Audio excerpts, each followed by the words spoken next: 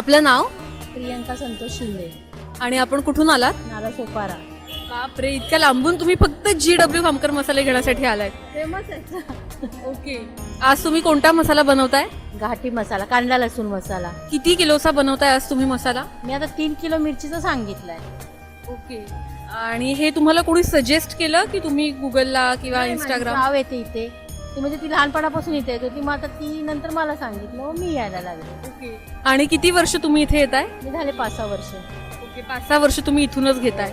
ह्यांच्या क्वालिटी बद्दल काय सांगाल? म्हणजे टेस्ट छान आहे, मटेरियल पण छान वापरतात, फ्रेश मटेरियल आहे सगळं.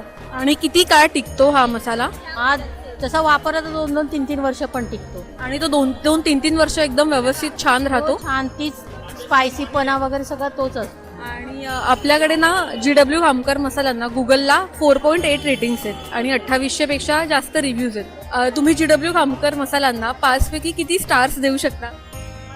5 देऊ शकतो. अशी एखादी काही आठवण आहे का की हा मसाल्यातून एखादी भाजी बनवली आहे आणि ती खूप आवडली आणि त्याची खूप प्रशंसा झाली आहे तुमच्या त्या रेसिपीची, असं काही? हा, म्हणजे आम्ही नॉनव्हेज मध्ये जास्त वापरतो, तर नॉनव्हेज मध्ये जे आम्हाला जसं पाहिजे तसं होतं ते.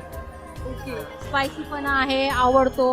आता 3 वर्ष पूर्वीचा पण मसाला पण अजून जरी आम्ही वापरला तरी पण जो स्पायसीपणा पाहिजे तो आहे त्याच्यामध्ये.